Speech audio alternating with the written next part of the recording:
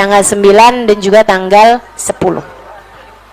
Teman-teman saya sekalian, tanggal 9 kamu disunnahkan hari tersebut buat puasa. Puasa aja udah, nggak ada amalan-amalan berfadilah yang lain, karena memang hari Tasyua itu bukan hari yang dimuliakan dengan sendirinya. Ia hanya jadi kayak semacam pembukaan buat hari mulia yang sebenarnya yang adalah hari Asyura. Jadi hari Tasyua kamu hanya perlu untuk berpuasa. Gimana dengan orang yang masih punya hutang puasa? Saudara sekalian, buat kamu yang masih pada punya hutang puasa, atau buat kita yang masih pada punya hutang puasa Ramadan tahun lalu, kalau datang hari-hari yang puasa sunnah nih, kita tuh nggak boleh puasa sunnah tapi masih punya hutang puasa wajib. Jadi repot kan? Nah, terus gimana dong? Kita kan juga pengen nih dapat pahalanya puasa sunnah. Kalau kita duluin puasa sunnah, nggak boleh, nggak sah, karena kita masih punya hutang puasa wajib.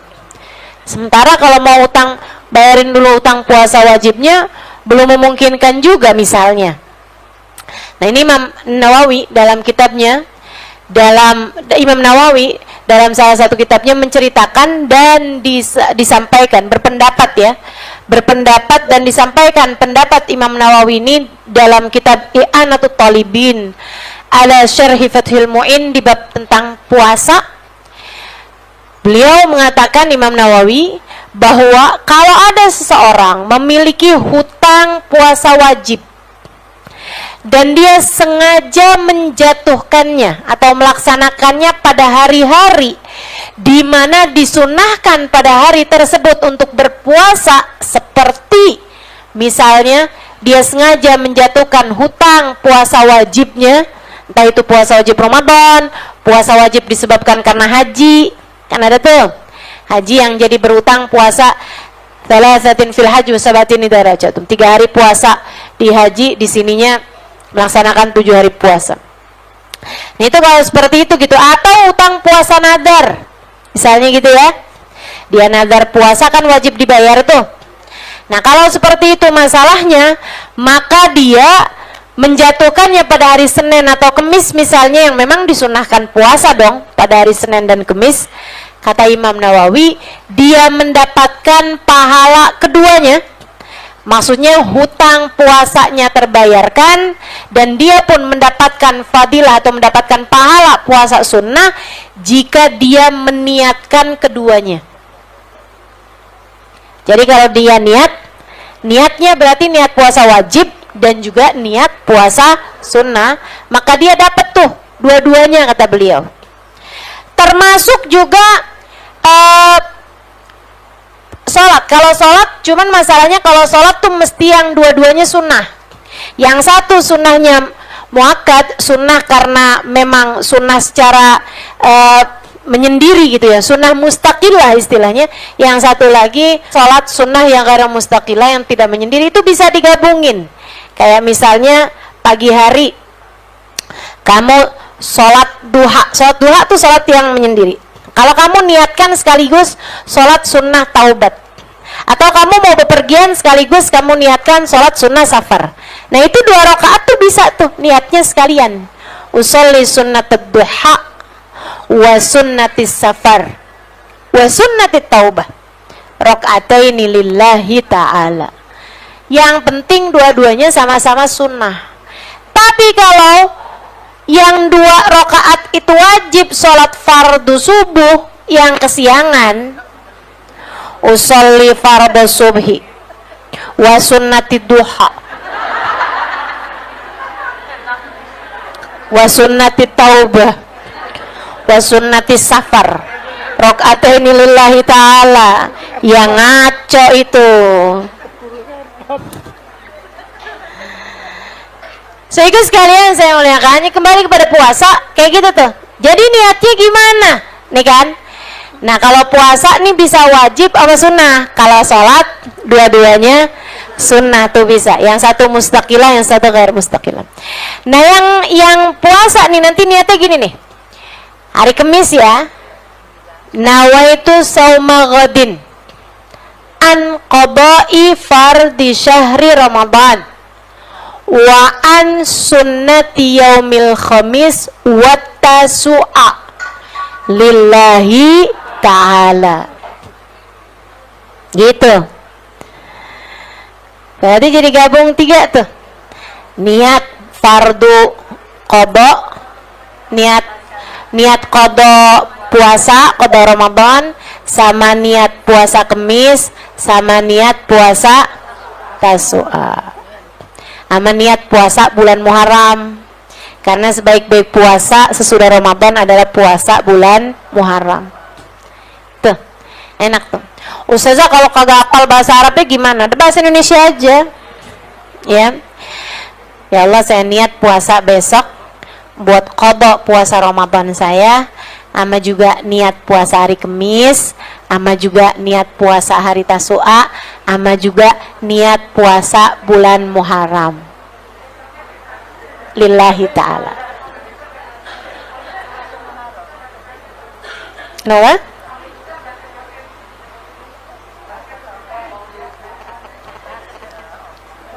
Ya bahasa apa aja pokoknya yang kamu ngerti, Allah Maha mengetahui.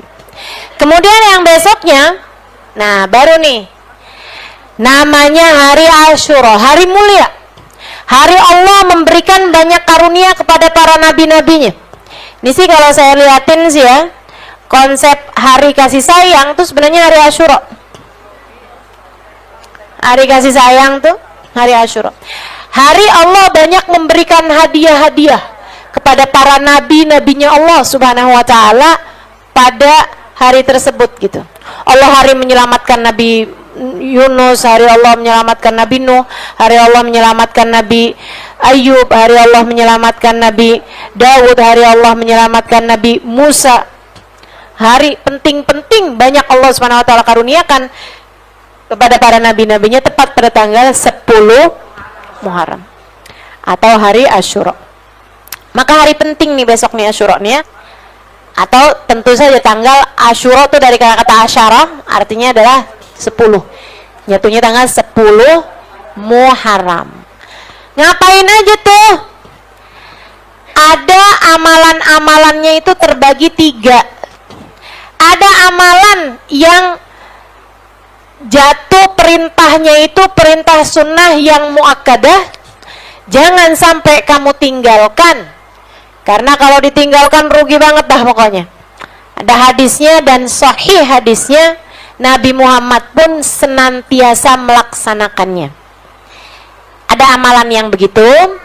Ada juga amalan yang kedua, amalan yang sunnah tapi ghair muakkad. Sunnah tapi enggak dikuatkan, enggak kuat gitu sunnahnya. Ya sebaiknya juga kita kerjakan. Karena namanya perkara sunnah ya kan. Meskipun hadisnya itu ada, tapi hadisnya hadis yang dhaif. Nah, hadis yang dhaif ini boleh kok diamalkan untuk fadailul amal, untuk amal-amal yang berfadilah. Gitu ya. Ada jenis amalnya nih nanti akan saya sampaikan. Itu jenis amal yang kedua ini. Sunnah tapi ghair muakkadah. Artinya sunnahnya itu di bawah yang pertama tadi itu. Kalau yang pertama tuh boleh jangan ditinggalkan. Kalau yang kedua ini sebaiknya dilaksanakan, ya, sebaiknya juga jangan ditinggalkan juga. Nah, kemudian yang ketiganya, boleh kamu kerjakan, boleh nggak kamu kerjakan. Kenapa gitu? Karena nggak ada hadisnya, baik sahih maupun dhaif.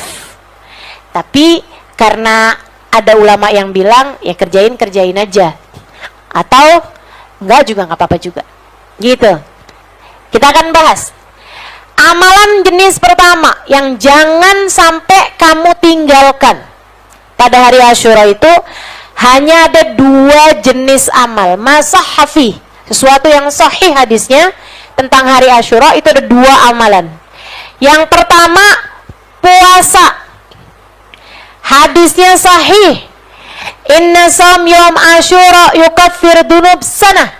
Kata Nabi, sesungguhnya puasa hari Asyura menghapuskan dosa 1 tahun. Inna sam yawm Asyura yukaffir dunub sanah. Puasa hari Asyura menghapuskan dosa 1 tahun.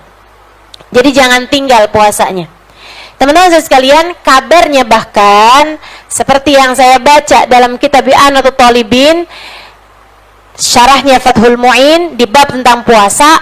Puasa Asyura ini kana wajiban qabla an aujaballah faridat shaum Ramadan. Qabla Ramadan.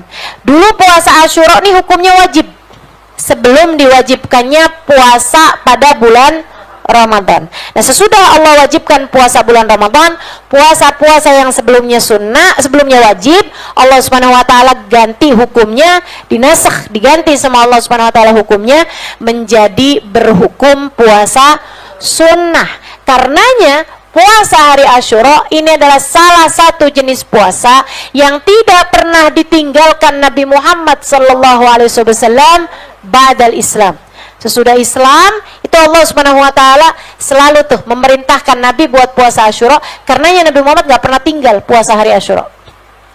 Kamu kalau ninggal puasa hari Asyura, ikutan siapa? Dari sejak Islam Nabi Muhammad tidak pernah meninggalkan puasa Asyura. Bahkan para ulama menyebutkan hanya ada 2 hari di mana istri diperintahkan buat puasa dan diperbolehkan buat puasa sunnah walaupun tanpa izin suaminya. Istri itu kan nggak boleh puasa sunnah tanpa izin suami, ya kan? Bahkan puasa qadha aja kalau waktunya masih panjang tuh mesti izin sama suami. Puasa qadha Ramadan tuh kalau masih panjang waktunya kayak sekarang ini kan ketemu Ramadan berikutnya masih panjang. Itu kalau mau qadha mesti bilang sama suaminya. Kalau suaminya on ya.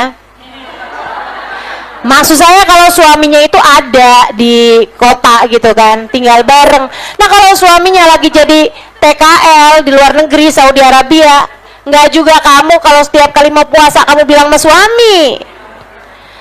Nggak perlu kamu mau Senin Kemis kek, kamu mau puasa Daud kek, bebas.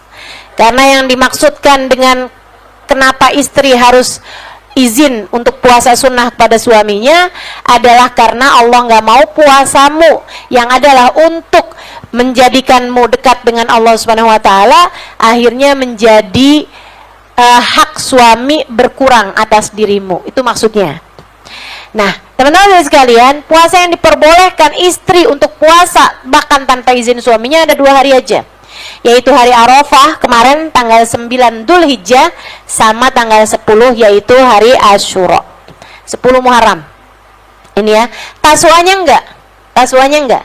Jadi kalau kamu misalnya gitu kan enggak dapat izin suami buat puasa, hari Tasuanya tetap enggak usah puasa, tapi yang Asyuranya tetaplah berpuasa. Kenapa gitu? Ya karena suaminya juga sebaiknya puasa. Begitu ceritanya ya. Teman-teman saya sekalian, puasanya tuh jangan sampai kamu tinggalkan. Itu satu. Nah, kenapa kita nih orang Islam juga sunnah puasa hari Tasu'a selain puasa hari Asyura? Jadi dulunya Asyuranya doang nih, yang sunnah Asyuranya doang. Tapi kemudian di akhir kehidupannya Nabi lihat ternyata orang Yahudi juga pada puasa hari Asyura. Dulu waktu Nabi di Mekah, Nabi kan nggak banyak bersinggungan dengan orang Yahudi. Nabi nggak ketemu orang Yahudi di Mekah. Nggak ada orang Yahudi di Mekah, adanya di Madinah. Di Mekah itu yang ada adalah orang kafir Quraisy. Tapi di Madinah, mulai ini ada Yahudul Madinah, Yahudinya orang Madinah. Sehingga sekalian, Nabi lihat ternyata yang pada puasa, Nabi tahu ternyata yang pada puasa bukan cuma orang Islam, akan tapi juga orang Yahudi. Nabi pun nanya di akhir hidupnya Nabi ya, di bulan Muharram akhir hidupnya Nabi, Nabi Muhammad tuh tahu itu, kemudian Nabi nanya, kenapa kalian berpuasa wahai Yahudi gitu. Terus orang Yahudi itu bilang, hadzal yaum najallahu fihi Musa. Bukankah hari ini adalah hari Allah menyelamatkan Nabi Musa? Maka kami pun berpuasa pada hari ini sebagai rasa syukur kami atas apa yang Allah berikan kepada orang-orang, kepada Nabi Allah Musa alaihissalam. Nabi kemudian bilang kepada umat Islam, lau adraktu sanatil atiyah la sumtu mal asyura at-tasu'a. Kalau umur saya nyampe tahun depan, Nabi pakai bahasanya lau, andai umur saya nyampe tahun depan. Kenapa? Karena Nabi Muhammad tahu bahwa umurnya tidak akan sampai ke tahun depan. Nabi Muhammad bilang, kalau umur saya nyampe tahun depan, saya akan berpuasa bersama dengan hari Asyura, hari Tasu'anya juga. Bersama dengan tanggal 10, saya mau puasain tanggal 9-nya juga. Akan tetapi, bulan Muharram, so far Nabi Muhammad jatuh sakit. Rabiul Awal Nabi Muhammad meninggal dunia. Nah, kita sebagai umatnya yang mudah-mudahan solehah, melanjutkan niat nabinya. Sebagaimana anak tuh kalau solehah melanjutkan niat orang tuanya. Orang tua udah meninggal nih, ada lanjutin dah niatnya, begitu kan ya. Nah, kita juga gitu. Mudah-mudahan dah kita bisa dianggap sebagai umat yang solehah. Kita puasain bersama dengan hari Asyura tanggal 10, tanggal 9-nya juga. Sampai-sampai para ulama bilang, kalau kamu nggak bisa puasa tanggal 9 karena satu dan lain hal, kamu puasa baru bisa tanggal 10-nya aja. Coba ikutin juga puasanya dengan tanggal 11. Biar kenapa? Biar puasa kamu beda sama puasanya orang Yahudi. Insya itu satu, teman-teman sekalian, puasa. Yang kedua, masahha fi Asyura, yang hadisnya sahih pada hari Asyura, jangan sampai kamu tinggalkan, adalah at-tausi'ah alal iyal. Man wassa ala iyalihi yawma Asyura wassa Allahu rizqah. Siapa yang meluaskan nafkah, meluaskan rezeki, meluaskan uang belanja, uang jajan keluarganya pada hari Asyura, uang saku keluarganya pada hari Asyura, dia luaskan, dia tambahi, maka Allah akan meluaskan rizkinya. Dalam satu riwayat, sepanjang tahun. Jadi bagi para ibu yang biasa ngasih uang jajan anak-anaknya, hari Asyura lebihin, hari Asyura tambahin, kalau bisa hari Asyura gandain, lipetin. Biasanya 10.000 tambahin, gitu dah, terserah pokoknya, tambahin biar seneng. Kenapa gitu? Hari Allah banyak memberikan kasih sayang kepada orang lain, kepada hamba-hambanya. Kalau kamu hari tersebut menyayangi anak-anakmu, menyayangi orang-orang yang bersamamu, insya Allah kasih sayang Allah berhasil kamu dapatkan. Tenang aja, janjinya kata Nabi Muhammad, Allah akan mudahkan rezekimu sepanjang tahun. Itu, ya kan? Udah tuh, nggak usah hitung-hitungan, siapa aja dah yang bisa kamu kasih hari Asyura, kamu kasihin. Anak-anak, mungkin yang pada punya ART, ya, asisten rumah tangga yang kerja di rumah, kasih, gitu kan? Udah ada punya siapa orang-orang sekelilingmu yang biasa kamu kasih, kamu kasih. Gak usah takut teman-teman sekalian, rezeki itu dari Allah juga kok. Jangan kebanyakan hitung-hitungan berapa ya enaknya ya, 100.000 aja, jangan dah. 50 aja, jangan dah. 20.000 aja, ujung-ujungnya 5.000. Sehingga sekalian saya muliakan, yuk bismillah, bismillah, dipersiapkan ya hari Asyura. Dan buat para istri, boleh sampaikan kepada suaminya, boleh, saya kasih izin buat sampaikan kepada suaminya.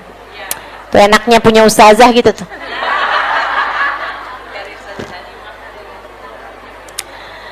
Tadi dapat ilmu baru, Bang. Saya kan suka kesian lihat abang suka susah nyari rezeki. Dikasih tahu mau ustazah caranya biar sepanjang tahun rezeki gampang. Apaan? Abang mulai dari sekarang nabung dah, Bang. Ntar tanggal 10 abang kasihin sama saya, Bang. Kata Nabi gitu, Bang. Ustazah bilangnya gitu, kata Nabi loh, Bang, bukan dari saya. Bukan dari Ustazah Halimah juga, dari Nabi Muhammad, Bang. Kalau Nabi Muhammad nggak bener, siapa lagi yang bener? Udah Nabi Muhammad dah yang paling bener, Bang. Percaya dah, Bang, Nabi percaya, Bang. Man wassa ala iyalihi yawma Asyura wassa Allahu rizqah. Dua hal ini yang hadisnya sahih. Kemudian saya akan sampaikan amalan-amalan yang ada hadisnya walaupun dhaif. Ya, hari Asyura sebaiknya juga jangan kamu lewatkan. Apa tuh? Menyantuni anak yatim, mengusap kepala anak yatim. Siapa yang mengusap kepala anak yatim pada hari Asyura, Allah akan berikan padanya pahala sebanyak helai rambut yang dia usap. Allah akan berikan padanya kebaikan sebanyak helai rambut yang dia usap. Maka carilah anak-anak yatim, terutama yang gondrong.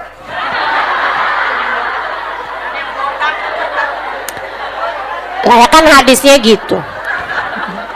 Sebanyak helai rambut. Nah kalau botak tuh agak repot ya. Bismillah dah. Serius Ustazah? Ya enggak juga. Pas dilihat botak sana. Enggak jadi mau diusap kepalanya. Teman-teman sih sekalian, nih ya, anak yatim tuh batasannya sampai berapa? Dengerin saya, ini pertanyaan banyak banget dah. Anak yatim tuh batasannya sampai berapa? Kalau untuk disantuni, kalau dia adalah perempuan sampai dengan menikah, kalau dia laki-laki sampai dengan bekerja untuk disantuni. Tapi kalau untuk diusap kepalanya sampai dengan balik. Ya, jangan pas ngelihat ada anak udah gede, kamu yatim apa enggak? Yatim saya tante. Oh, sini deh saya usap. Umur kamu berapa? 25 tahun tante. Ya ngaco-ngaco itu ya. Jangan gitu teman-teman sekalian. Atau ibu-ibu nih ntar bilang sama suaminya, bang daripada nyari anak yatim susah-susah bang, aneh juga yatim lah, minta diusap. Jadi kalau urusan santunan itu sampai dengan balik ya. Kalau udah balik udah enggak sunnah lagi buat diusap kepalanya gitu. Tapi kalau untuk disantuni sampai dengan anak tersebut menikah kalau perempuan, atau sampai dengan bekerja kalau dia adalah laki-laki atau perempuan. Nah kalau perempuan juga kalau dia udah kerja gitu, kalau zaman sekarang kan banyak juga anak-anak perempuan yang udah kerja gitu, nah itu juga udah nggak perlu lagi disantuni gitu. Santuni kan dikasih uang gitu ya. Dan untuk santunan ini teman-teman, khusus untuk anak yatim yang miskin.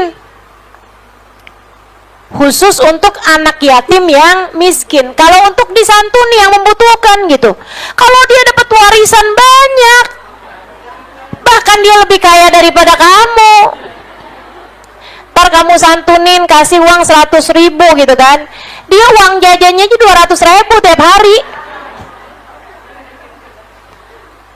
Nggak perlu gitu. Jadi yang perlu disantuni adalah anak yatim yang membutuhkan. Tapi kalau untuk diusap kepalanya, walaupun dia adalah seorang anak yatim yang mampu, tetap sunnah tuh. Tetap sunnah hari itu untuk diusap kepalanya. Gitu ya. Kasih aja hadiah kalau kamu nggak mau santunin gitu kan. Nah kalau dibeliin makanan, beliin coklat, beliin apa kan, walaupun dia orang mampu juga ya nggak apa-apa gitu. Begitu ya teman-teman sekalian, jelas ini ya, anak yatim. Baik, nah saya sarankan kalau teman-teman bikin acara santunan anak yatim pada hari Asyura, jangan hanya khusus untuk anak yatim. Khawatir menimbulkan kecemburuan di tengah masyarakat kita, khawatir anak-anak yang miskin-miskin, yang lebih miskin bahkan dari anak-anak yatim, tapi orang tuanya masih ada, bapaknya ada tapi udah sakit-sakitan, bapaknya ada tapi ninggalin dia entah kemana, bapaknya ada tapi nggak bertanggung jawab, kan banyak tuh yang kayak gitu, banyak ya. Khawatirnya nanti malah anak-anak itu berharap andai bapaknya meninggal. Betul nggak? Jangan sampai itu terjadi di tengah masyarakat kita gitu. Ih enak ya kamu yatim, ntar gitu tuh yang miskin-miskin gitu kan, enak ya kamu yatim banyak dapat santunan nih hari, saya nggak dapet nih, habisnya kan bapak saya masih ada. Jadi nyeselin keberadaan ayahnya gitu. Nah jangan teman-teman sekalian, buat santunan untuk yatim dan duafa. Karena di tengah masyarakat kita juga banyak anak-anak yang nggak yatim akan tetapi du'afa. Mereka miskin dan sangat memerlukan. Jelas ya? Dan kalau kamu ngumpulin harta, ngumpulin duit buat anak-anak yatim dan du'afa, hati-hati, hati-hati, hati-hati.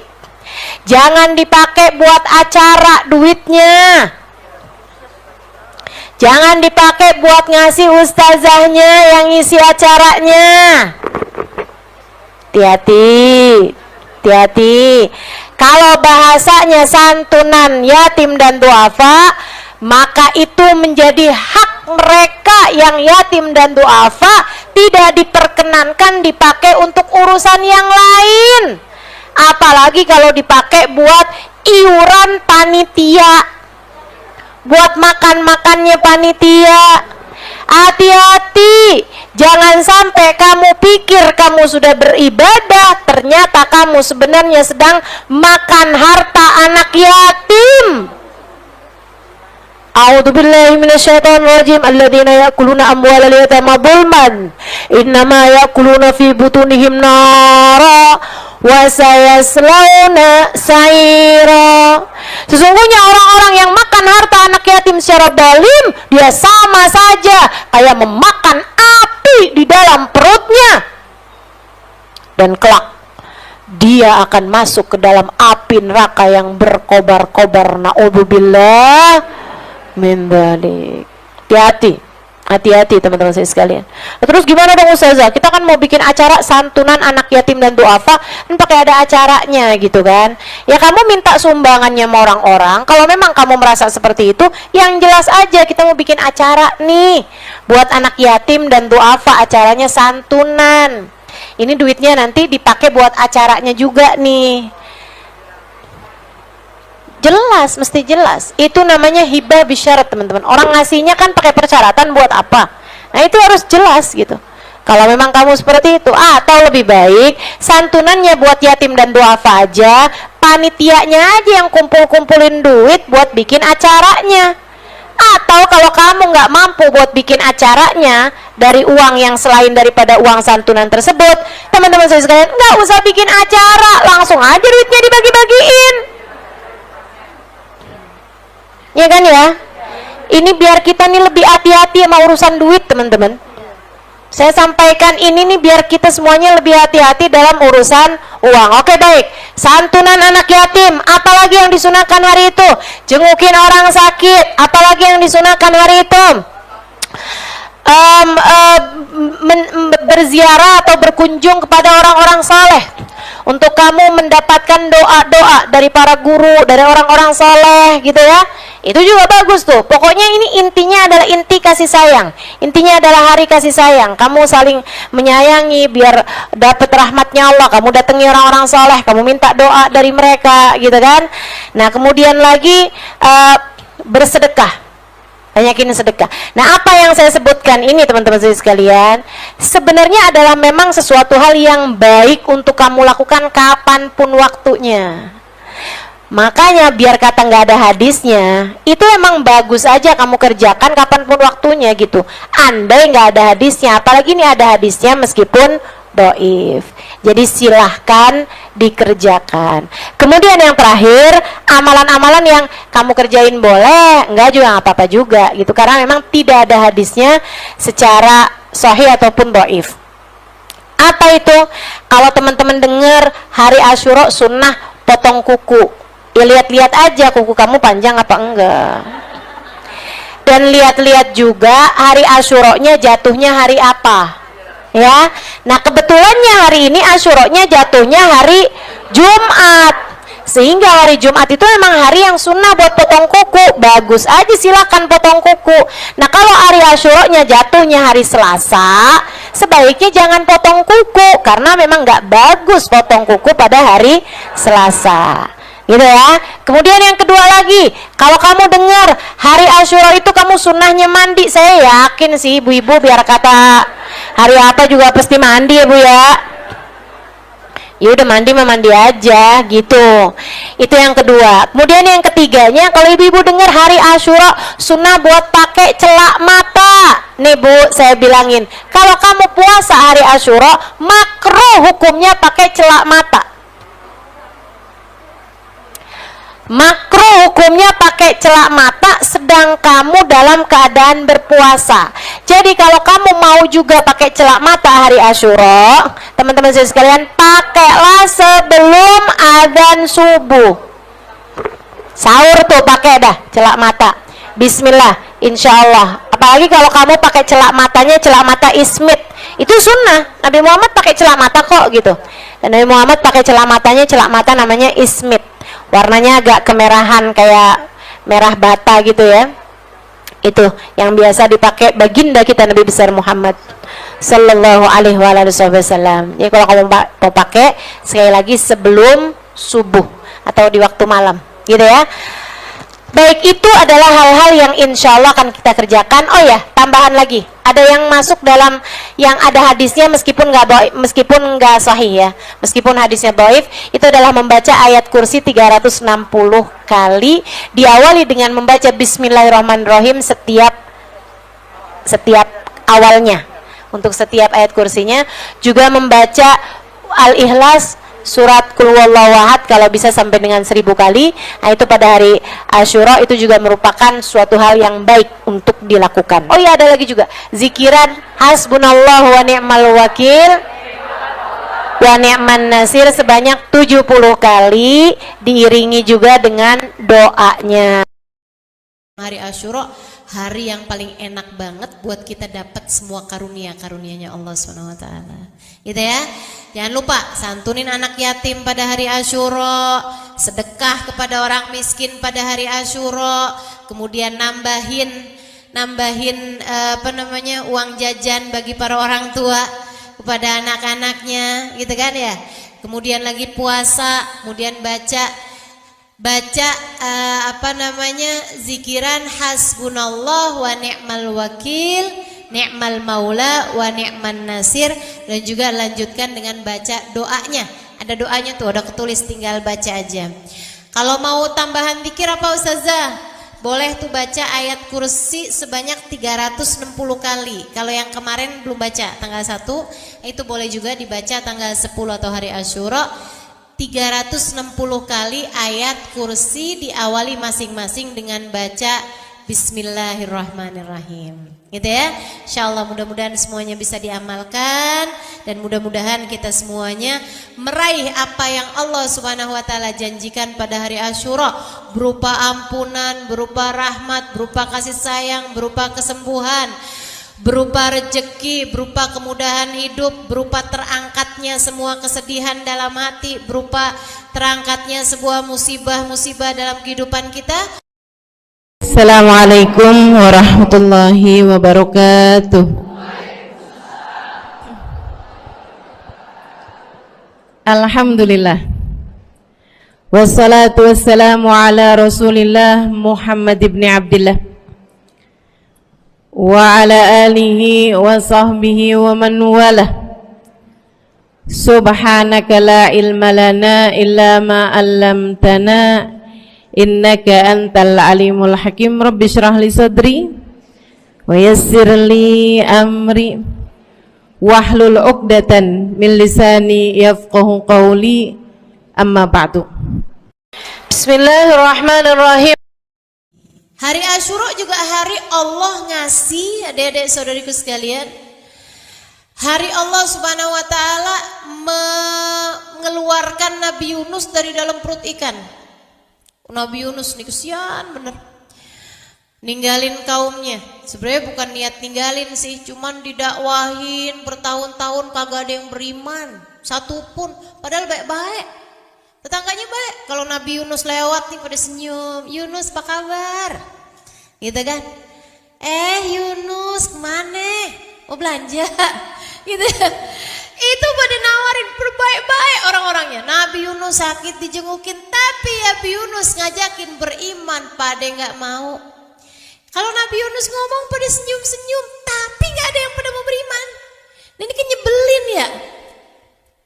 Nyebelin banget gitu. Nabi Yunus lama-lama ya udah dah, kayaknya nih nggak menjanjikan nih. Kaum Nainawa namanya. Kaum Nainawa nih kayaknya, orang di kampung Nainawa nih kayaknya nggak menjanjikan nih. Udah dah, saya mau hijrah aja dah. Nabi Yunus bawa pakaiannya, bawa uangnya, Nabi Yunus pergi kemudian ikutan kapal laut yang pergi belayar ke negara yang lain. Nah di kapal itu juga pada banyak yang kenal Nabi Yunus, karena Nabi Yunus ini orang terkemuka, orang terpandang, anaknya seorang yang terpandang juga di kampung Nainawa situ. Yunus bin Matta nama ayahnya ya, ayahnya namanya Matta. Teman-teman sini sekalian, udah tuh Nabi Yunus lagi ada di dalam perahu, dapat sehari 2 hari, tiba-tiba saat perahu itu, kapal itu ada di tengah-tengah lautan, lagi nggak musimnya, kapalnya terombang-ambing, datang badai yang sangat dahsyat sekali. Waduh, pada ini ya nih terombang-ambing di atas kapal. Nah kodenya keluar. Semua penumpang kumpul sini. Udah sambil pegangan nih pada kumpul semuanya. Ini bukan waktunya badai. Ini juga bukan tempatnya badai, bukan musimnya badai. Kalau sampai terjadi badai seperti ini, pasti disebabkan karena ada anak kabur dari orang tuanya, atau ada istri kabur dari suaminya, ada istri minggat, ada anak kabur, ada istri minggat, atau ada budak lari dari tuannya. Katanya gitu. Semua penumpang itu ngerasa kayak bukan deh saya. Nabi Yunus bilang, saya bukan istri, saya juga nggak kabur dari ayah saya gitu ya. Saya juga nggak budak kabur dari tuan saya, tapi apa iya ya saya ya? Habis itu katanya nakodanya, kalau gitu semua dari kalian silakan tulis nama kalian masing-masing, kita undi. Masukin namanya diundi, seret. Keluar Yunus bin Matta. Kata Nabi Yunus, iya sih saya kabur dari perintah Allah. Disuruh dakwah di Nainawa, karena orang-orang yang gak pada beriman, akhirnya Nabi Yunus memutuskan untuk pindah gitu kan. Kali-kali tempat yang lain orang-orangnya mau beriman. Padahal kan kalau dilihat-lihat kayak gak salah ya. Orang kan kalau misalnya gitu ngajar di satu tempat, orangnya kagak ada yang pada mau sekolah di situ ya kan, pindah. Kan gitu kan? Nah, tapi rupanya tuh nggak mesti kayak gitu. Kita kalau mau dakwah tuh nggak bisa gitu. Diperintahkannya sama Allah di situ, ya udah di situ gitu. Saya ditinggal di Jakarta, ya udah saya mesti dakwah di Jakarta. Walaupun orang Jakarta kagak mau ada yang hadir, nggak peduli saya. Tetep aja saya ngajar. Kayak gitu mestinya gitu. Karena orang tuh kalau dakwah tuh ya udah kamu ditempatkan di mana, di situ kamu harus bermanfaat. Boleh, bukan nggak boleh dakwah di tempat-tempat yang lain, boleh. Saya juga pergi kemana-mana. Tapi yang Jakarta itu harus yang menjadi prioritas. Sebab kita tinggal di situ, kita bermanfaat di tempat di mana kita berada. Apalagi para nabi. Para nabi itu ada surat utusannya, diutusin di Nainawa. Nah kenapa kamu kabur? Jadinya itu kapal oleng. Katanya nakodanya, tapi Yunus kamu kan bukan budak Yunus. Kali-kali salah nih, kocok lagi. Dikocok lagi. Keluar lagi Yunus bin Matta. Nabi Yunus tuh kan saya. Akhirnya terus orang bilang, sekali lagi. Kenapa sekali lagi? Karena ikannya belum nyampe. Ikan pausnya belum nyampe ke situ. Jadi Allah pikir, diundi lagi keluar Yunus bin Matta. Ayo kita lempar Yunus. Mereka pun guncang-guncang Nabi Yunus, dilemparkanlah. Pas banget tuh Allah bukain mulutnya ikan paus yang udah nyampe ke situ. Begitu keluar, begitu Nabi Yunus dilemparkan, blok, masuk tuh ke dalam perutnya ikan paus. Masya Allah, namanya Nun ya. Ikannya nih namanya ikan Nun. Gede banget ikannya. Teman-teman sekalian, akhirnya terus ikannya begitu ada Nabi Yunus di dalam, ikannya masuk kemudian ke dalam dasar lautan. Wow, Nabi Yunus ya ampun, nasib dalam perut ikan. Nggak bisa lihat, nggak bisa gerak, nggak bisa ngapa-ngapain. Saya kalau lagi sumpek-sumpek saya ingetin Nabi Yunus deh nih. Saya bilang lagi sumpek kayak apapun nggak apa-apa. Saya nggak sesumpek Nabi Yunus. Saya kalau sumpek masih bisa mandi, masih bisa sholat, masih bisa sujud, masih bisa bikin teh manis panas, masih bisa bikin Indomie pakai rawit. Iya kan? Masih apa-apanya nih, masih ada deh yang bisa kita kerjain. Nabi Yunus dalam perut ikan bisa ngapain coba? Nggak bisa apa-apa deh, Masya Allah, Masya Allah. Terombang-ambing dalam perut ikan berhari-hari lamanya. Nggak ngelihat tangannya, nggak ngelihat kakinya di mana, udah nggak bisa lihat. Dalamnya perut ikan, dalamnya dasar lautan, dalamnya malam. Nggak bisa lihat apa-apa. Fi dhulumatin thalath. Kata Allah Subhanahu wa taala, Yunus berada dalam 3 kegelapan. Gelap dalam perut ikan, gelap dalam lautan, dan gelapnya malam ketika sedang malam. Waduh, benar-benar Nabi Yunus sumpek di atas sumpek. Itu Nabi Yunus dalam perut ikan dari yang asalnya nyalah-nyalahin keadaan. Dari yang lagian nih saya emang salah sih kabur dari Nainawa, tapi kan emang orang-orangnya tuh juga nggak pada ikutan saya tuh. Lagian kenapa sih mereka nggak beriman aja gitu? Kan mereka kalau beriman kan mereka pada selamat ya. Waduh, terus tuh Nabi Yunus menyalah-nyalahkan keadaan, nyalah-nyalahin orang dan lain sebagainya. Habis itu orang ikannya kalau lagi lapar dia makan ikan. Dia makan ikan gitu kan, masuk ke dalam nih tinggal tulang-tulangnya. Ya ampun, Nabi Yunus udahlah susah dalam perut ikan, ketusuk-tusuk meduri. Malang bener nasib Nabi Yunus. Masya Allah, berhari-hari lamanya deh melayang-layang dalam perut ikan. Jangan dikata urusan lapar, haus, terombang ambing gak jelas tuh dalam perut ikan. Ya Allah, tinggal kayak badannya udah lemes, udah gak bisa apa-apa. Berhari-hari lamanya. Sampai kemudian Nabi Yunus sadar, ya Allah, kemungkinannya berapa persen saya itu dilempar ke lautan, pas banget ada ikan ngebuka perut, ngebuka mulutnya. Kok bisa pas banget gitu? Ya gak? Ini kan kalau dicari persentasenya itu nggak kebayang, nggak bisa tuh, nggak bisa pas banget gitu, set gitu kan nggak mungkin. Tapi kok bisa kejadian gini nih? Semuanya karena ada yang ngatur. Siapa yang ngatur? Allah. Kita kan juga sering banget tuh ngerasa, ya ampun udah jatuh tertimpa tangga. Ya istilahnya gitu kan. Ya ampun kok kayak sial banget ya nasib saya hari ini. Ya kok bisa ngepas banget ya, udahlah begini, datang begini, ininya begini. Ya ampun, kesel banget dah. Teman-teman sekalian, saya sering kali mengingatkan, ketika satu perkara berada di luar kendalimu, itu adalah cara Allah mengingatkanmu bahwasanya kendali segala urusan memang tidak pernah berada dalam kendalimu. Semua kendali ada pada Allah.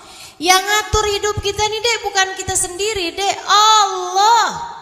Allah, adik-adikku sayang, yang ngatur hidupmu tuh bukan kamu sendiri, tapi Allah Subhanahu wa taala yang nentuin kamu jadi anaknya Bapak Fulan, Ibu Faltana. Ibu Fulana. Kamu mukanya begini, gitu ya. Kamu kulitnya warnanya ini, rambutnya keriting apa lurus apa ikal mayang. Nah itu udah ada ketetapannya masing-masing dek, bukan ada dalam pengaturan kamu. Gak ada dalam aturan kamu, kamu gak bisa ngatur apa-apa. Nanti malam kamu akan tidur jam berapa bukan kamu yang ngatur. Di luar kendalimu ada suami sekalian. Besok paginya kamu akan bangun jam berapa enggak dalam aturan kamu. Walaupun kamu usahain pakai alarm ini itu apa segala macam, tetap aja bangunnya pada waktu yang telah ditetapkan Allah. Betul apa enggak? Sering enggak kamu udah pakai alarm, tahu-tahu bangun kesiangan juga. Ternyata alarmnya lupa dihidupin. Saya pernah tuh kejadian kayak gitu, kesel banget dah. Masya Allah, Masya Allah. Teman-teman sekalian, ya emang Allah tuh mau ngasih tahu gitu, Halimah, yang ngebangunin kamu kan alarm, tapi aku. Kamu usaha betul, kamu usaha, tapi sandaranmu, andelanmu jangan kepada alarm.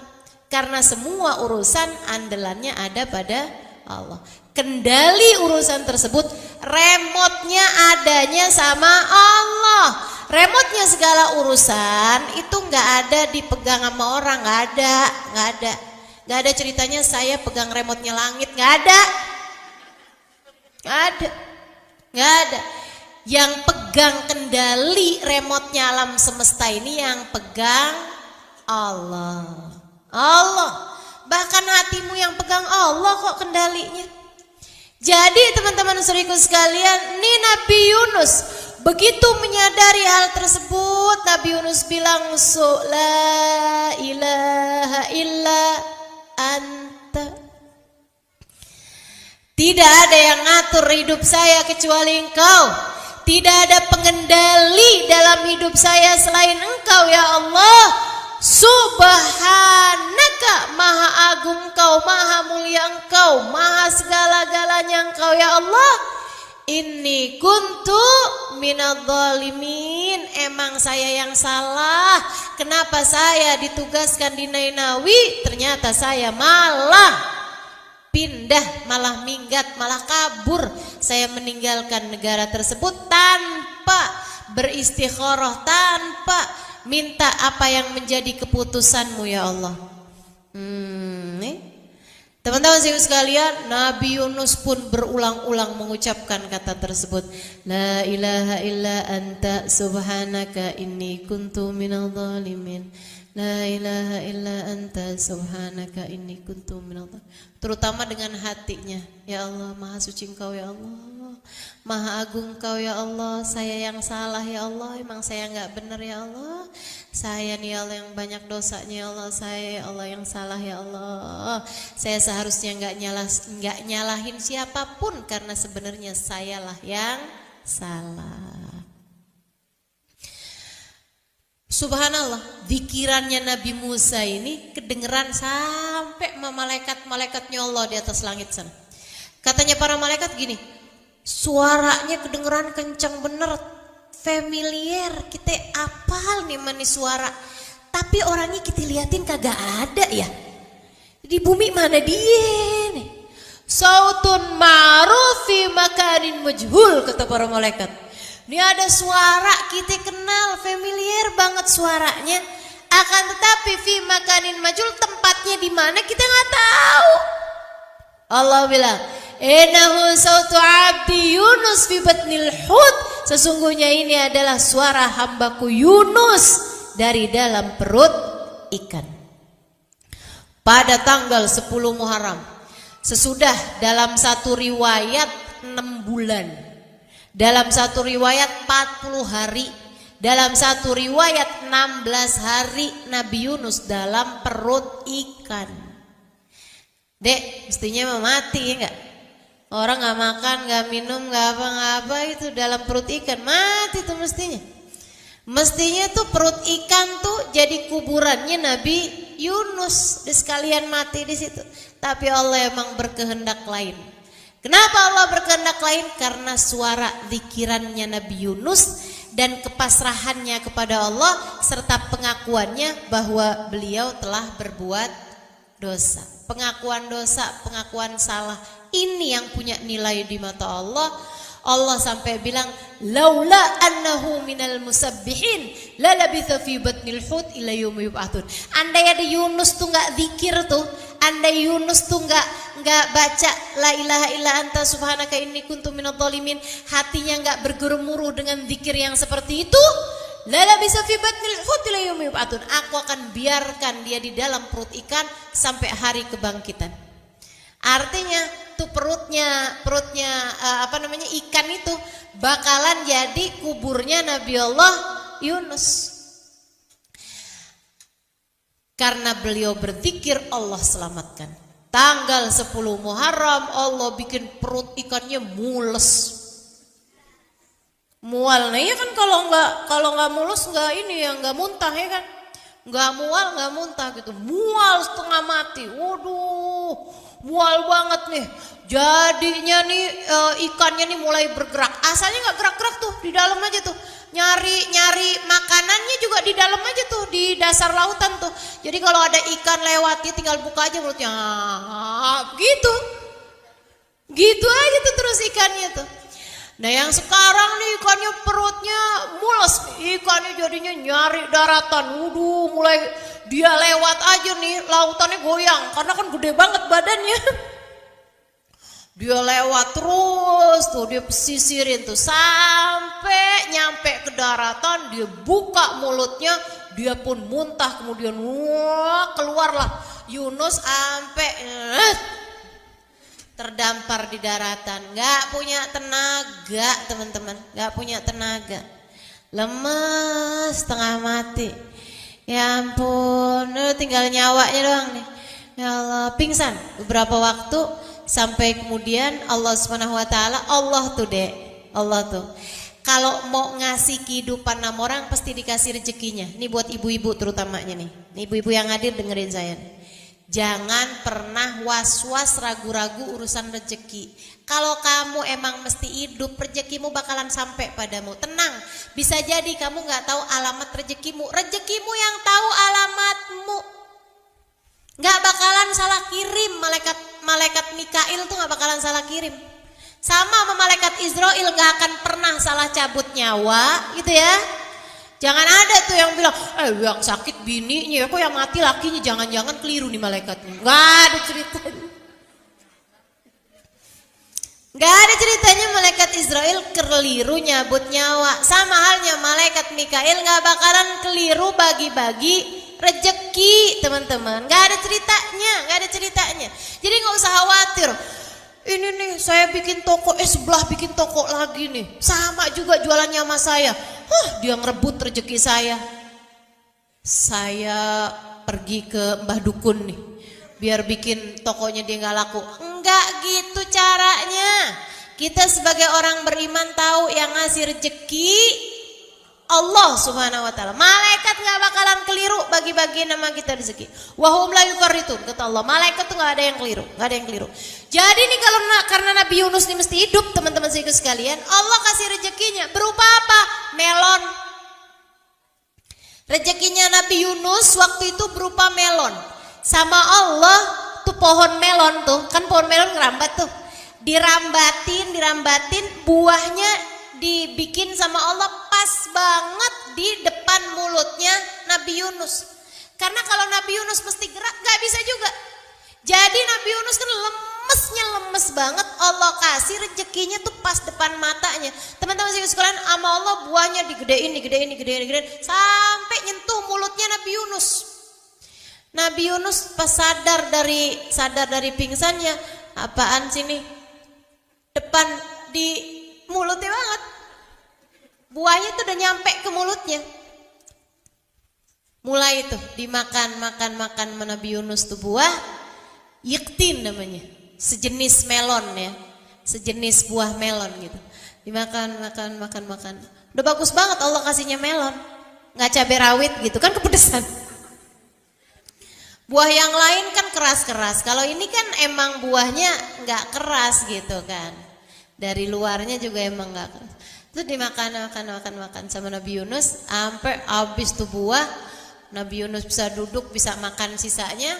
Udah tuh, segeran lagi Nabi Yunus bisa jalan.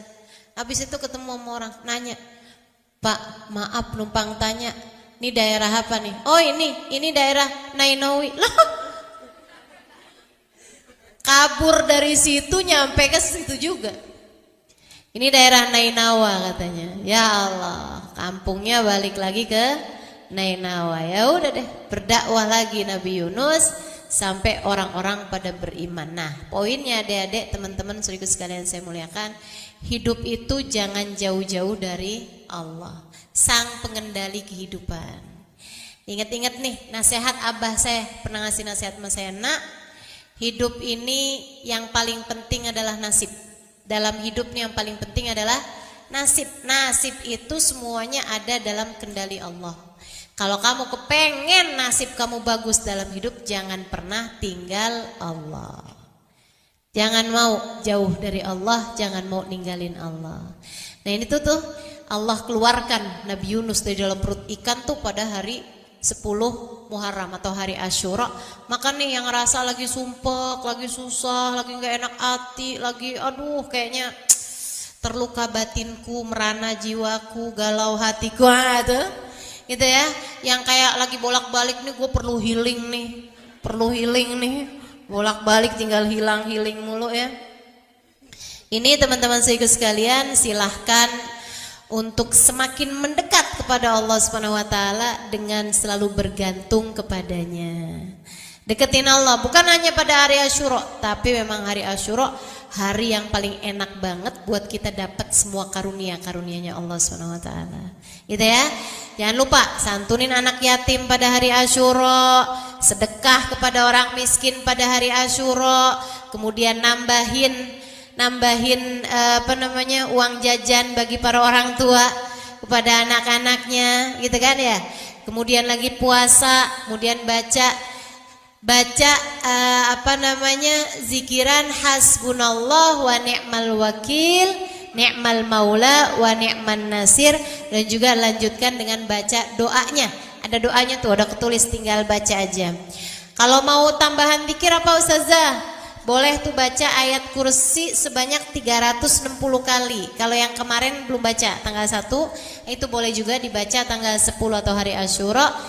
360 kali ayat kursi, diawali masing-masing dengan baca Bismillahirrahmanirrahim. Gitu ya.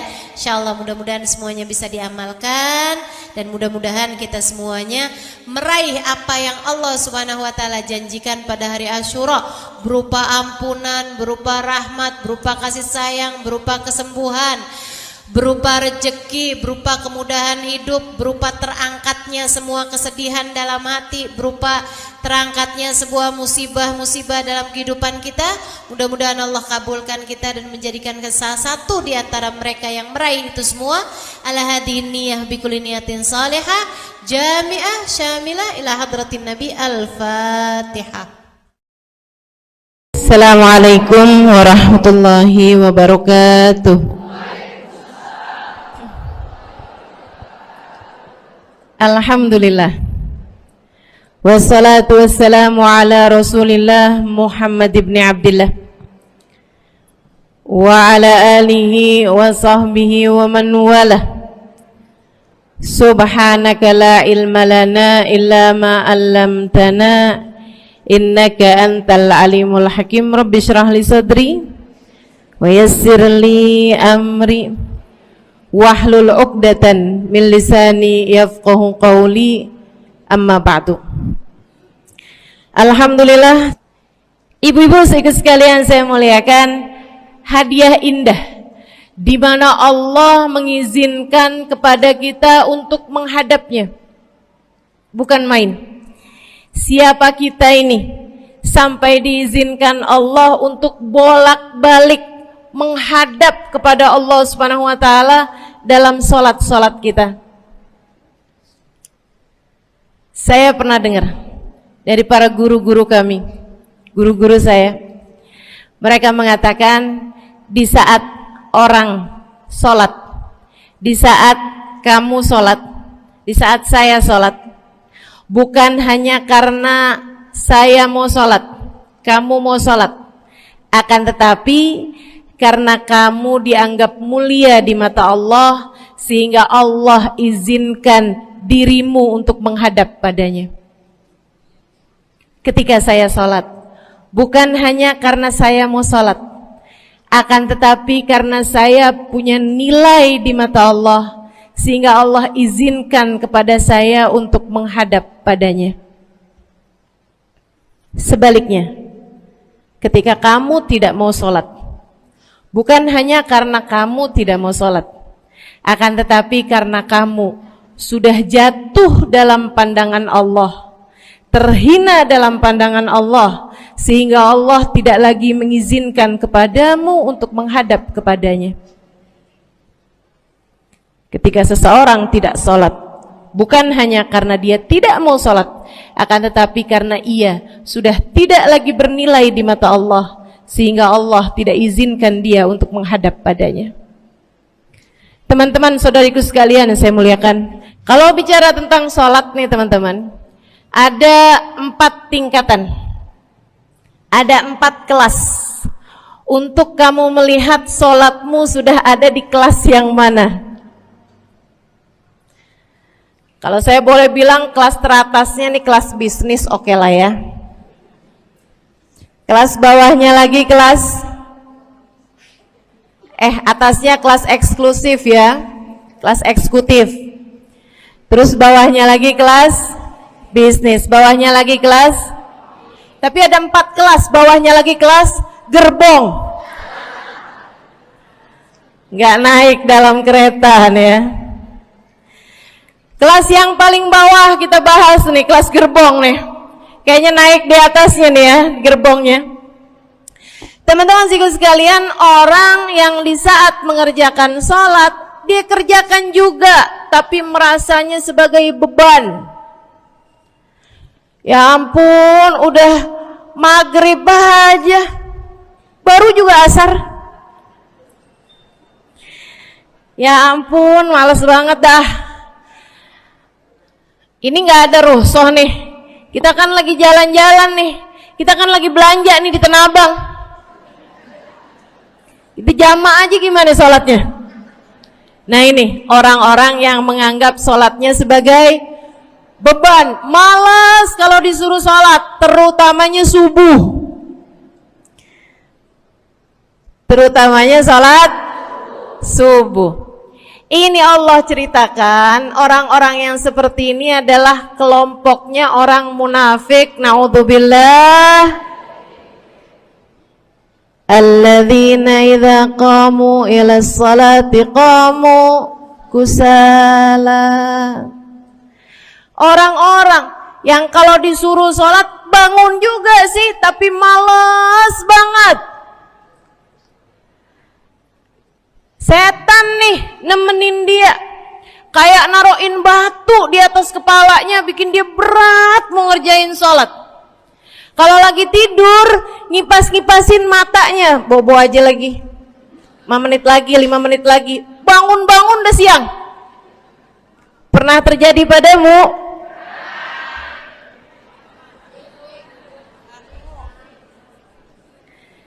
Jemur kunut. Bu, yang dijemur tuh jemuran aja, cucian aja. Jangan sampai jemur kunut. Kunutnya dijemur ya. Ketika ada seseorang yang disampaikan kepada Nabi Muhammad bahwasanya orang itu tidak bangun kecuali sesudah azan subuh, artinya enggak tahajud. Artinya enggak bangun di sepertiga malam terakhir, bangunnya sesudah azan subuh. Nabi mengatakan padanya tentang orang itu. Nabi bilang pada para sahabatnya, inna syaitan bala fi udhunih. Itu adalah orang yang telinganya dikencingin sama setan. Pada pernah dikencingin setan? Kalau bangunnya habis adzan tuh dikencingin setan. Kalau bangunnya udah terbit matahari dikencingin siapa kira-kira? Insyaallah. Teman-teman saudariku sekalian yang saya muliakan, alladzina idza qamu ila salati qamu kusala, malas bener kalau diajakin salat, sampai sebagian salatnya dikerjakan keluar dari waktunya. Yang seperti ini masuk dalam firman Allah Subhanahu wa taala, a'udzubillahi minasyaitonir rajim, fawailul lil musallin alladzina an salatihim sahun. Fawailul lil musallin alladzina hum an salatihim sahun. Celaka orang-orang yang salat. Kenapa kok orang salat celaka ya Allah? Sebab mereka an salatihim sahun, melalaikan salat mereka. Apa maksudnya melalaikan? Imam Sayyidina Ibnu Abbas dalam salah satu tafsir beliau mengatakan, alladzina yuakhiruna an waqtiha au yuqaddimuha ila ghairi waqtiha. Orang-orang yang mengakhirkan salat sampai keluar dari waktunya atau memajukannya sebelum waktunya. Mau pergi ke Tanah Abang nih, jam 11. Ntar kita ribet nih urusan sholat duhur. Dah sholatin sekarang aja. Ini orang-orang yang fawailul lil musallin. Bu, sesibuk apapun dirimu, jangan pernah ninggal sholat. Bu, lagi ngerjain perkara penting apapun kamu, jangan pernah mengakhirkan sholat. Jangan pernah mengeluarkan sholat dari waktunya. Kenapa gitu? Karena bu, sholat itu urusanmu sama Allah. Gak ada yang lebih penting daripada itu. Gak ada yang lebih penting daripada itu. Siapa yang mementingkan Allah, dia bakal dipentingin sama Allah. Siapa yang meremehkan salatnya, berarti dia telah meremehkan Allah. Siapa yang meremehkan Allah, dia akan diremehkan oleh Allah. Na'udzubillah min dzalik. Buat adik-adik jomblo, jangan pernah mau kawin sama orang yang gak sholat. Biarpun kamu udah nunggu cukup lama, kalau ada yang lamar kamu dan dia gak sholat, jangan mau bu. Dek, ibu-ibu juga, kalau ada yang janda di sini,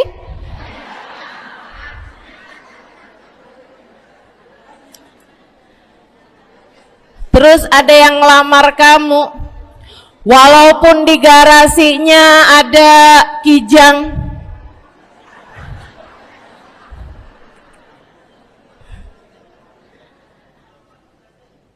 ada bebek, motor maksudnya ya, datang melamar kamu, jangan terima. Orang yang gak sholat, kamu jangan mau jadi istrinya. Kenapa? Saya kasih tahu ya, Allah aja dia tinggalin, apalagi kamu.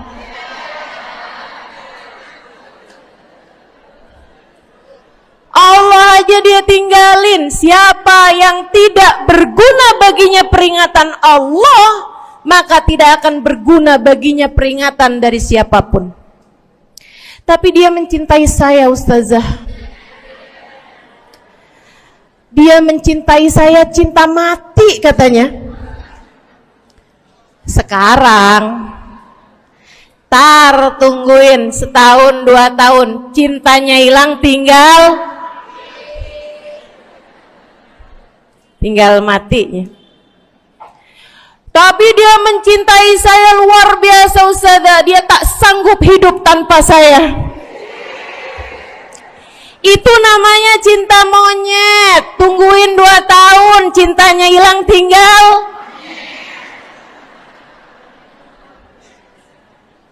Jangan Jangan temenan sama orang gak sholat, dia telah jatuh di mata Allah.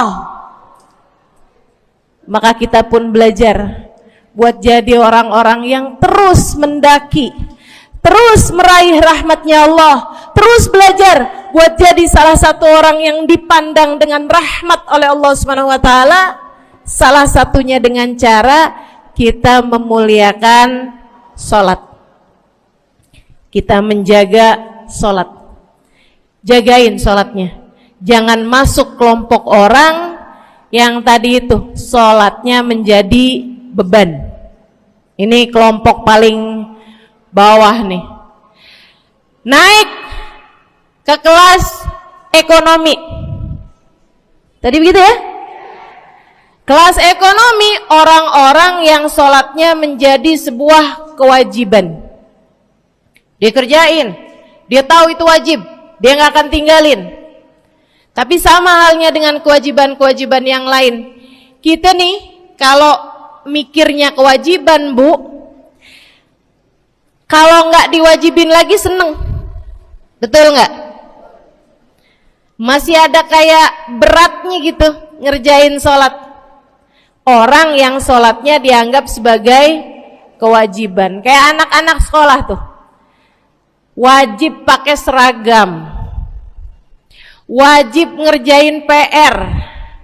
Kalau satu hari, besok enggak wajib pakai seragam. Ada nggak ya pakai seragam? Nggak ada. Nggak ada. Nggak ada yang besoknya dipakai seragam. Terus tanyain, kenapa kamu tetap pakai seragam? Abisnya saya suka sama seragamnya. Nggak ada.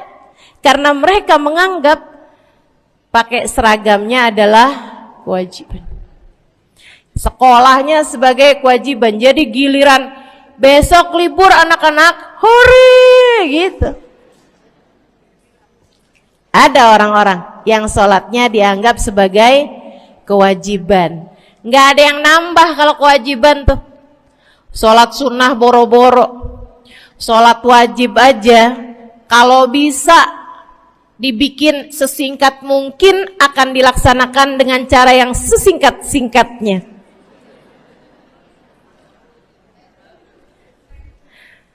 Habis ruku i'tidal sujud cepet bener ya.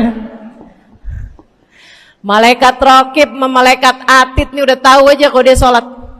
Habis ghairil maghdubi alaihim waladdallin, malaikat atid bilang sama malaikat raqib, kulhu, catat kulhu udah pasti.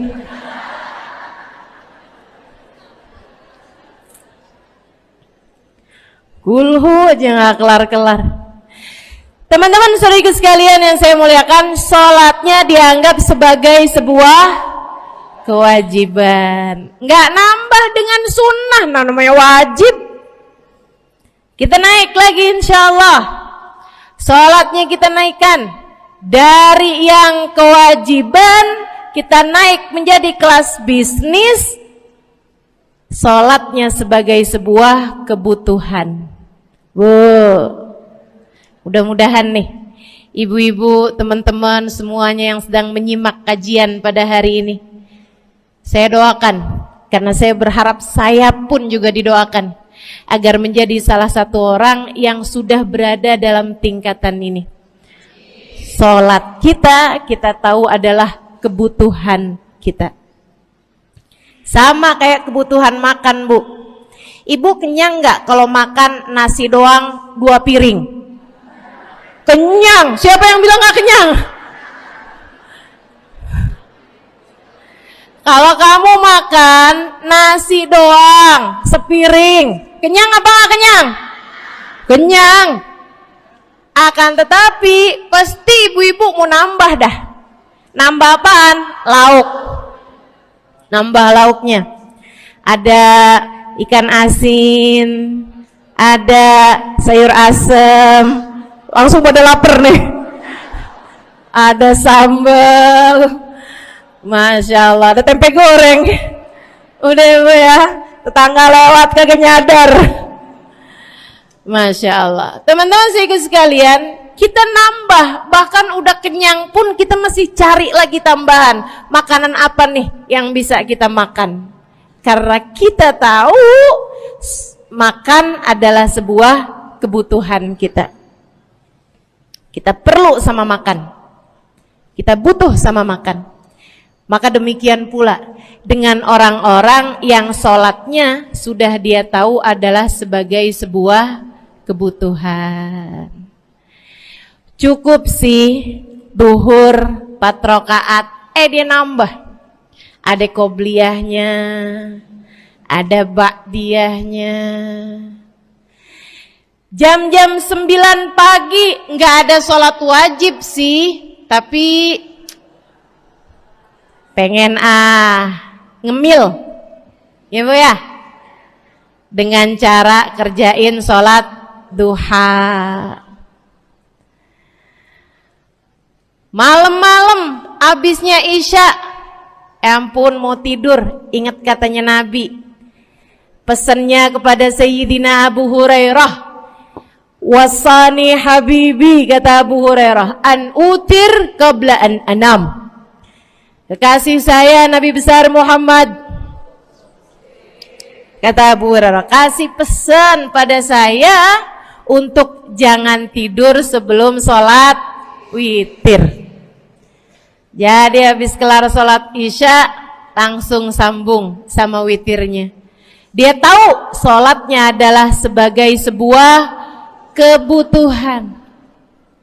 Kebutuhan. Saya butuh untuk sholat karena saya butuh kepada Allah. Saya perlu sholat karena saya perlu kepada Allah. Saya perlu sholat karena saya tahu urusan saya sebesar apapun saya rasakan adalah kecil dalam pandangan Allah. Saya perlu sholat karena permasalahan dalam hidup saya yang saya rasakan sebesar gunung di atas pundak saya, di atas punggung saya, di hadapan Allah tak sampai seperti setitik debu yang mudah saja untuk dia angkatkan dari kehidupan saya. Maka kita pun menjadikan sholat sebagai sebuah kebutuhan. Lagi sakit, jangan ninggal sholat. Kenapa? Kamu menghadap kepada yang punya kesehatan. Lagi banyak utang, jangan ninggal sholat. Sama, jangan utang lagi. Karena kamu menghadap kepada pemilik segala kekuasaan, pemilik dunia dan akhirat, pemilik semua uang di atas muka bumi ini adalah Allah. Makanya Habib Ali Habsyi, penulis kitab Maulid Simtud Durar, yang tadi ibu-ibu baca, maulidnya, beliau pernah bilang, ada dalam salah satu diwan beliau, diwan tuh syair-syair beliau itu ya, Ali dakad marid syafahu fi'lus shalah la'alla syirrus sifa fi wad'i tilkal jibah. Kata beliau, Ali nih kalau lagi sakit, nih Habib Ali ya, beliau tuh padahal punya amal ibadah sangat banyak, tapi Habib Ali bilang, Ali idza qad marid syafahu fi'lus shalah. Ali nih kalau lagi sakit, sembuhnya sama sholat. Sembuhnya sama sholat. La'alla sirrus sifat. Rasa-rasanya memang Allah letakkan rahasia kesembuhan ada pada fi wad'i tilkal jibah, terletakkannya jabhah kita, dahi kita di tempat sujud. Di sana semua permasalahan-permasalahan dalam hidupmu menjadi ringan.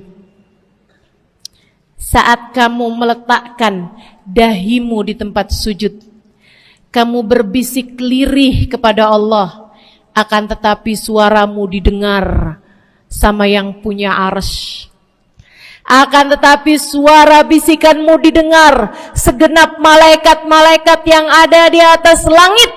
Kemudian mereka mendoakanmu sehingga Allah mengatakan wasjud waqtarib, sujudlah kamu posisi sujudmu itu waqtarib akan membuatmu menjadi dekat dengan Allah Subhanahu wa taala.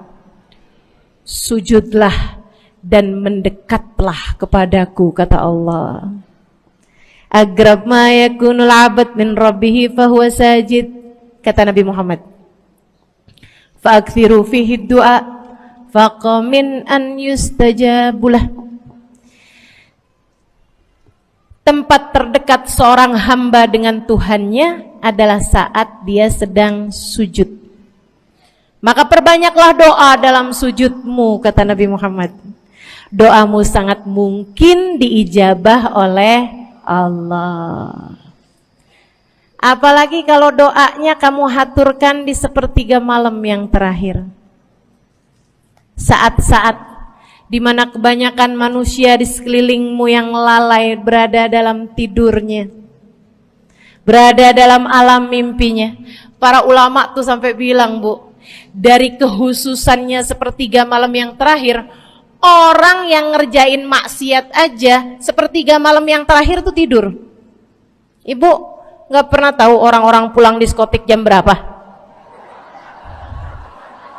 Gak tahu ya, sama. Tapi Bu, yang pasti mereka tuh sepertiga malam yang terakhir malah pada pulang, malah pada tidur gitu. Orang maksiat aja itu sama Allah dibuat tidur tuh di jam-jam yang biasanya turun rahmatnya Allah. Allah mau milih nih mana nih hamba-hambaku, pilihan-pilihanku akan aku bangunkan untuk menghadapku. Kemudian Allah Subhanahu wa taala bertanya, hal min mustaghfirin, hal min taib, hal min talibi hajatin faunilahul matalib. Siapa nih diantara kalian yang lagi mohon doa, minta pertolongan, mohon ampunan, akan aku beri, kata Allah Subhanahu wa taala, sebab kalian meminta pada waktu yang paling aku suka. Kalau punya hajat minta. Kapan mintanya? Dalam sujud. Kapan sujudnya? Dalam sholatmu di sepertiga malam yang terakhir. Bu, ngelihat muka-mukanya pada punya hajat banyak-banyak nih. Gimana tahajudnya? Mudah-mudahan Allah jadikan kita salah satu di antara mereka yang menyibukkan diri di sepertiga malam yang terakhir, insyaallah. Sampai-sampai Bu ya, saya tinggal lama di kota Hadramut dulu. Orang-orang di Hadramut, orang awamnya, itu kalau mereka punya anak kecil umur 1 tahun, 2 tahun, 3 tahun tuh, punya anak bayi, balita gitu. Kalau mereka bangun di sepertiga malam yang terakhir, mereka akan membangunkan anak-anaknya walaupun buat main. Alasannya 2. Yang pertama, agar mereka terbiasa bangun di jam-jam segitu. Nantinya kalau besarnya mereka jadi udah kebiasaan bangun di jam segitu, gampang ngerjain tahajud. Alasan yang kedua, ibu-ibu sekalian, agar anugerah, karunia, rahmat, pemberian Allah yang Allah turunkan di sepertiga malam yang terakhir, anak-anak mereka pun berhak untuk mendapatkannya karena mereka tidak sedang dalam keadaan tidur dan dalam keadaan berjaga. Kan kebalik sama orang kita. Anak-anak kita, cucu-cucu kita kalau bangun jam segitu kita tidurin lagi, masih malam nak, masih malam. Mama masih ngantuk nak. Masya Allah. Ibu, saya punya ibunya guru saya. Saya punya guru salah satunya dan yang tercinta di hati saya, Sayyidil Habib Umar bin Hafid. Guru saya. Beliau punya ibu namanya Hubabah Zahra. Almarhumah, baru meninggal masa-masa deket pandemi. Ya Bu ya, baru aja beberapa tahun silam meninggalnya. Itu ibu-ibu sekalian punya anak kalau nggak salah 12. Kalau nggak salah 12 anak beliau. Laki-laki 5. Kalau saya nggak salah ya, mohon maaf kalau saya salah. Kemudian yang perempuan 7, semuanya soleh-solehah. Semuanya Bu, jadi orang-orang yang luar biasa, yang terutamanya anak yang pertama yaitu Habib Ali Masyhur jadi mufti pada zamannya di Kota Tarim. Sampai wafatnya beliau masih sebagai mufti. Mufti itu Bu, permasalahannya umat semuanya ada di meja beliau untuk beliau selesaikan. Anak yang laki-laki yang paling kecil, Al Habib Umar bin Hafid, menjadi kita tahu semuanya ya, orang soleh, ulama, waliullah. Ibu-ibu sekalian, kita mau tahu nih, anak-anak soleh-solehah semacam itu ibunya kayak gimana gitu. Karena Bu, mohon maaf, walaupun memang Nabi Nuh, nabinya udah soleh, anaknya nggak soleh, kan begitu ya? Ada juga sih, tapi secara mayoritasnya Bu, buah jatuhnya tak jauh dari emaknya begitu, anaknya kurang lebih begitu. Anaknya begitu, emaknya biar kita nggak lihat, kita udah bisa ngebayangin kayak apa orangnya. Ibu-ibu sekalian, ini anak-anaknya Hubabah Zahra, Masya Allah semuanya. Kita mau tahu ibunya kayak gimana. Satu cerita aja tentang Hubabah Zahra. Ibu-ibu sekalian, anaknya cerita, Hubabah Zahra, Umi, anak perempuannya, dia bilang seumur hidupnya nggak pernah ninggal tahajud. Bu, dari awal balik sampai meninggal, tidak pernah meninggalkan tahajud. Jauh banget ya? Sama siapa? Tahajud semalam, seminggu libur. Kelakuan siapa itu? Hubabah Zahra gak pernah ninggal tahajud kecuali satu malam. Satu malam itu beliau tuh lagi ada hajat besar, maksudnya lagi kayak ada acara pernikahan, kemudian beliau juga kelelahan, kecapean, baru tidurnya juga jam-jam 2, jam-jam mau jelang pagi Bu ya. Kelewatan tahajud. Bangun pas azan subuh. Ibu, beliau bangun dengan gemeteran. Beliau bangun dengan menggigil padahal nggak musim dingin.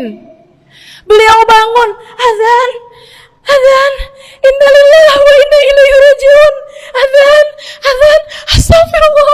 astagfirullah, ya Allah, astagfirullah, azan, ya Allah, ampuni Zahra ya Allah, ampuni Zahra ya Allah. Anaknya cerita, hari itu aku tidak pernah melihat ibuku berlelehan air mata sepanjang hari lebih daripada hari tersebut. Hari itu kami melihat ada seorang perempuan berlelehan air mata beristighfar memohon ampun kepada Allah karena satu malam dalam hidupnya beliau meninggalkan tahajudnya, teman-teman. Masya Allah, Masya Allah. Tiap kali makan ingat gitu, ya ampun tadi malam gak tahajud, samihni ya Rab, sampai gak enak makan. Insya Allah, insya Allah.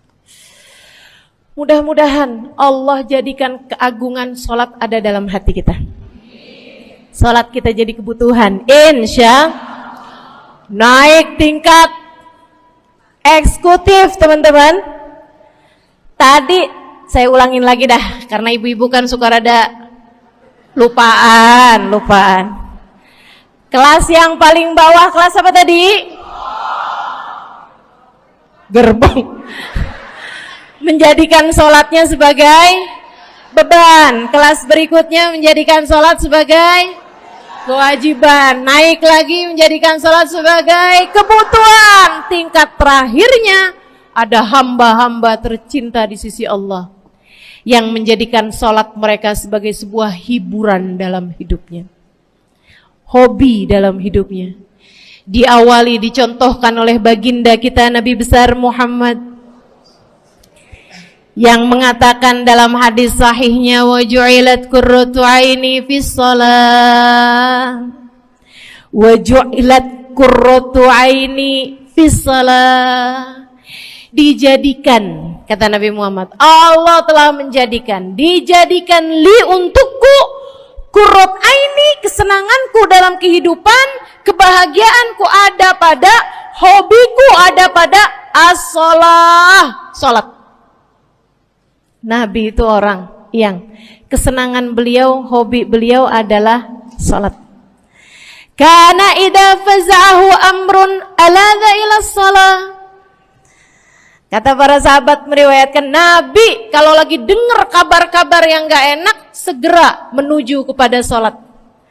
Nabi kalau udah ada kabar-kabar Rasul pasukan kita terkalahkan di medan peperangan, Nabi ngelihat Bilal. Kemudian Nabi Muhammad nanya, udah dekat waktu sholat Bilal? Sebentar lagi Rasul, arihni bihaya Bilal, arihni bihaya Bilal. Yuk Bilal, santaikan diri saya Bilal, tolong hibur diri saya Bilal. Segera azan dan kita akan sholat bersama-sama wahai Bilal.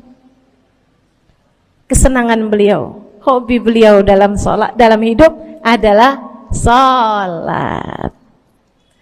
Teman-teman saya sekalian, bukan hanya Nabi Muhammad, tapi para sahabat-sahabat Nabi Muhammad, tapi para tabi'in, para tabi'it tabi'in. Saudaraku sekalian saya muliakan, Sayyidina Umar bin Khattab alaihi ridwanullah, kana idza ja'ahu hal, apabila beliau dalam keadaan hatinya lagi khusyuk, hatinya lagi nyambung banget sama Allah Subhanahu wa taala, kalau mau salat sunnah manggil orang. Beliau salat dalam masjid, ada orang mau salat sunnah, ada orang lagi baca Quran dipanggil sama beliau. Kamu saya bayar ya.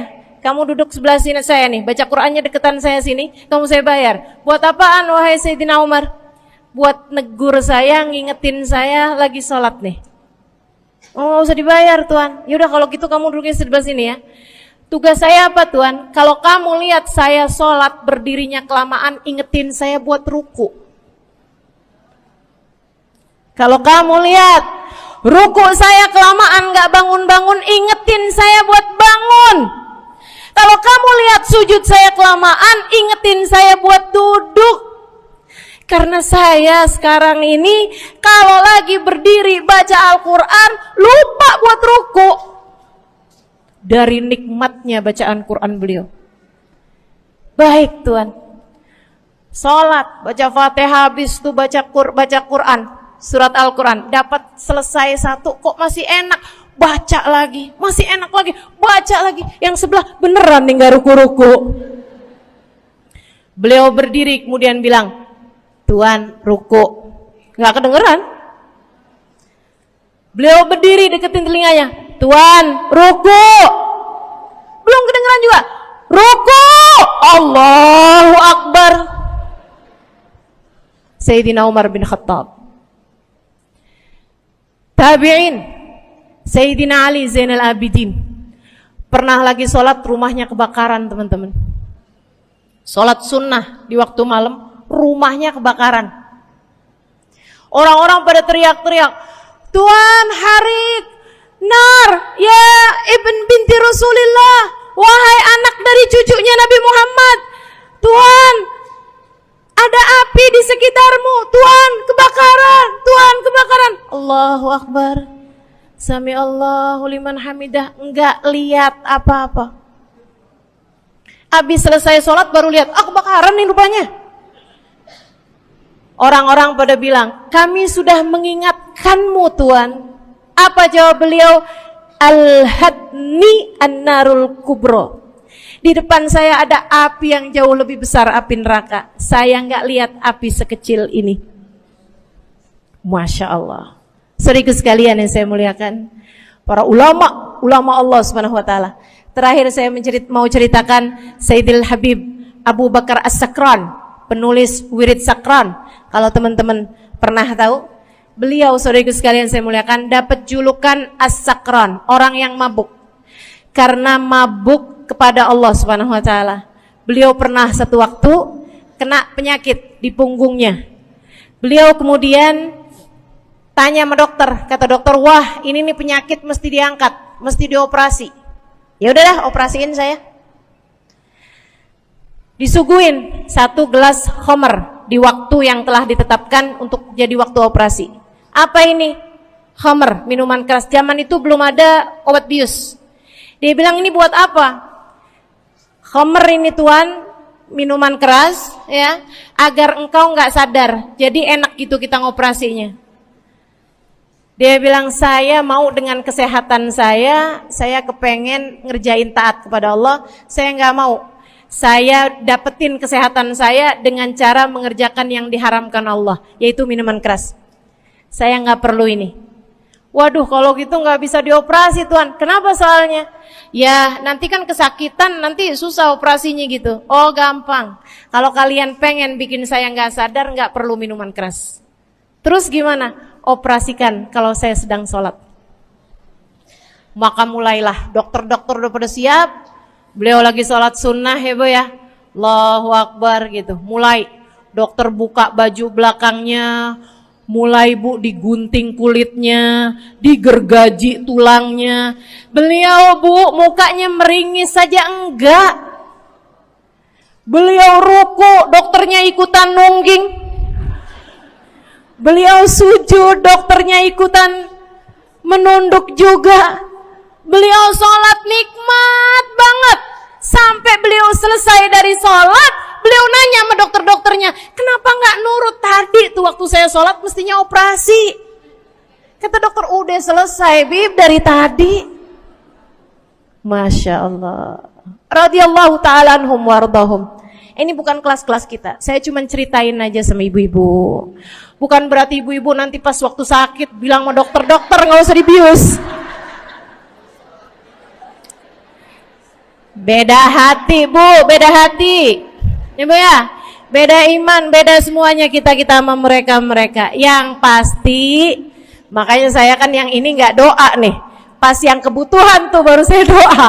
Kenapa? Karena kayaknya tingkatan kita dah bu ya. Mentok dah di sampai kebutuhan itu dah. Insya Allah, mudah-mudahan Allah jadikan kita orang yang menjaga salat insya Allah. Rabbi jalni muqimas salah wa min dzurriyyati amin. Rabbi jalni muqimas salah wa min dzurriyyati amin. Rabbi jalna muqimis salah wa min dzurriyyatina rabbana wa taqabbal du'a ala hadhihi niyyah bi kunniyah salihah ila hadratin nabi al-fatihah. Syaitanir rajim. Bismillahirrahmanirrahim. Alhamdulillahirabbil alamin. Ar-Rahmanir-Rahim. Maliki yaumiddin. Iyyaka na'budu wa iyyaka nasta'in. Ihdinas siratal mustaqim, siratal ladzina an'amta 'alaihim, ghairil maghdubi 'alaihim waladdallin. Amin. Taqabbalallahu minna wa minkum, taqabbal ya karim. Sama-sama kita hormati, kita sayangi segenap keluarga besar dari Majelis Ta'lim Raudhatul Aliyah di bawah pimpinan Ibu Ayu Komaladewi. Kita doakan semoga beliau beserta segenap keluarganya